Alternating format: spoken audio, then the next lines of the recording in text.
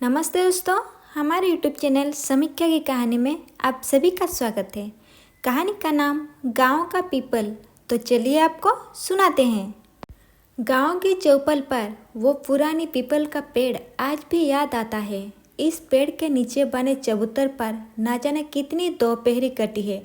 इसी उद्यान में यादों को सजाए रितेश अपने गांव पहुंच जाता है। जैसे ही कार गांव में पहुंचती है, सभी बाहर निकलकर देखने लगते हैं। रितेश अपनी पत्नी के साथ अपने माता पिता से मिलने आया था। रितेश और काव्या दोनों लंदन में रहते थे।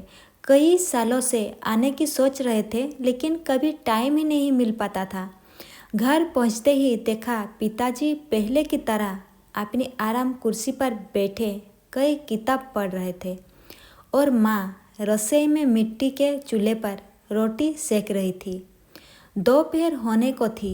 अपने घर के सामने कार रुकने से रितेश के पिता मधुसूदन जी खड़े होकर बाहर आ गए। रितेश और काव्या ने आगे बढ़कर उनके पैर छुए। अपने बेटे से मिलकर उन्हें कोई खास खुशी नहीं हुई, बस एक हल्की सी मुस्कुराहट के साथ उनका स्वागत किया और अंदर आने के लिए कहा। अंदर रितेश अपनी माँ के पास पहुँचा। अर्चना जी ने बेटे को देखा तो चूल्हे से तवा नीचे रखकर आकर उसे गाले से लगा लिया। दोनों ने माँ को पैर छुए। अर्चना जी ने कहा, कितना कमज़ोर हो गया है, विदेश में कुछ खाने को नहीं मिलता है क्या? ये सुनकर रितेश हंसने लगा। बस करो माँ, हर बार तुम यही कहती हो। वहाँ ये तेल घी नहीं खाया जाता, मसाला भी बहुत कम डाले जाते हैं। काव्या बोली, तभी तो हम माँ के हाथ का खाना खाने आए हैं। ये सुनकर रितेश बोला, देखा माँ, ये इसलिए बोल रही है कि कोई काम ना करना पड़े। चल हट, मेरी बहू से मैं काम करवाऊंगी क्या? इतने सालों बाद तो तुम लोग आए हो। ये कहकर अर्चना जी हंसने लगी। अगले दिन सुबह रितेश चौपल पर पहुंच गया। वहाँ पहले ही की तरह मेला लगा हुआ था। कुछ छोटे बच्चे उस चबूतर पर खेल रहे थे। गांव के कई बुजुर्ग बैठकर बातें कर रहे थे। उनमें से कुछ हुक्का पी रहे थे। लंदन के मुकाबले यहाँ का माहौल एकदम अलग था। कितना सुकून था, कोई चिंता नहीं थी। सब एक दूसरे से हंस हंस कर बातें कर रहे थे। कभी कमी थी तो एक चीज़ की, नौजवान कहीं नज़र नहीं आ रहे थे। रितेश आगे बढ़ा तो एक बुजुर्ग ने उसे पहचान लिया। बेटा रितेश, कब आया विदेश से? चाचा कल ही आया था। आप लोगों से मिलकर बहुत अच्छा लगा, कहते हुए रितेश उनके पास जाकर बैठ गया। चाचा, मेरे साथ के कोई भी नज़र नहीं आ रहे। तब एक बुजुर्ग ने कहा, बेटा तेरी तरह सब शहर की अंधी में उड़ गए। इस गांव में अब बूढ़े ही बचे हैं। बच्चे हो उनके भी पिता शहर जा चुके हैं, केवल त्योहार पर ही आते हैं। ये सुनकर रितेश थोड़ा झंप गया। उसे भी तो बड़ा शौक था शहर जाने का। उसके पिता की अच्छी खासी खेती थी। कोई भीगे के खेत के जीन पर मजदूरी काम करते थे। बिना कुछ करे घर में पैसा आता रहता था।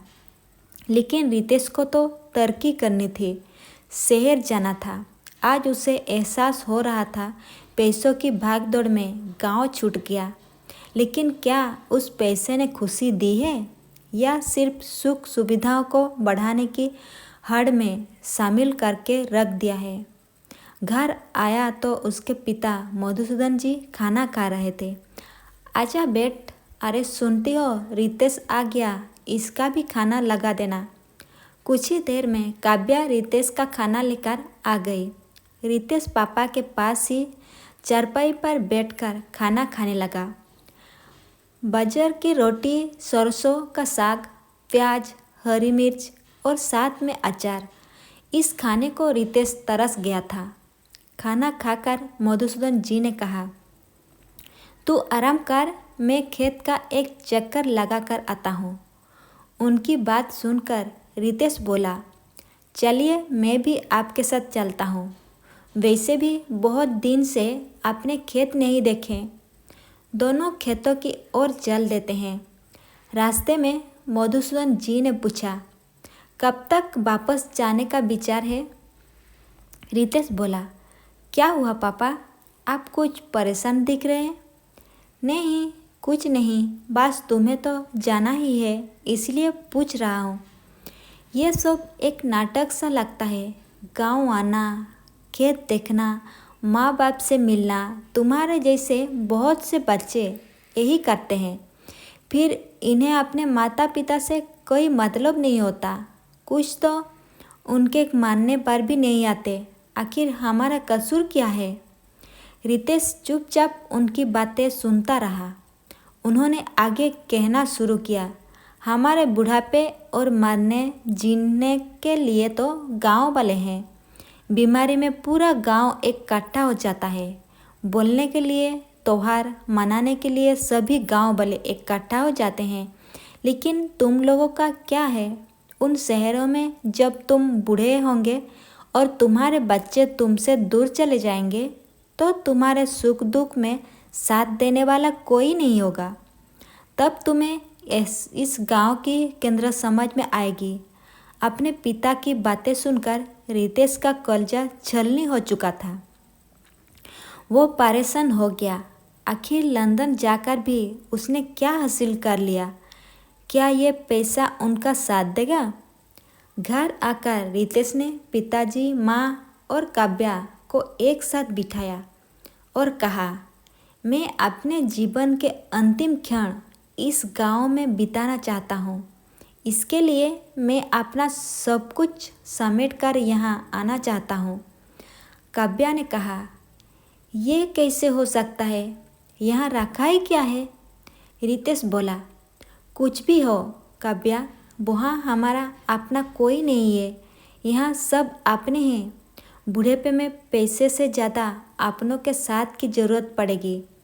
मैंने फैसला कर लिया है कि मैं घर वापस आऊँगा और अपने साथियों को भी लाने की कोशिश करूँगा। क्या पता मेरे इस कदम से गांव के और नौजवान भी वापस आ जाएं। कुछ दिन बाद रितेश और काव्या वापस से लंदन गए और वहाँ सब कुछ बेचकर गांव वापस आ गए। रितेश ने काव्या को भी अच्छे से समझा लिया। अब रितेश खेती करता है और जो भी नौजवान छुट्टियों में गांव आता उसे समझा बुझा कर गांव में रहने के प्रेरित करता। यही रितेश का काम था। रितेश के पिता उसके इस कदम से बहुत खुश थे। तो दोस्तों, कहानी अगर अच्छी लगी हो तो वीडियो को लाइक कीजिए और चैनल को सब्सक्राइब कीजिए। साथों साथ बेल आइकन को प्रेस कर दीजिए। मिलती हूँ मैं अगली बार इसी तरह एक नई कहानी के साथ। Thank you.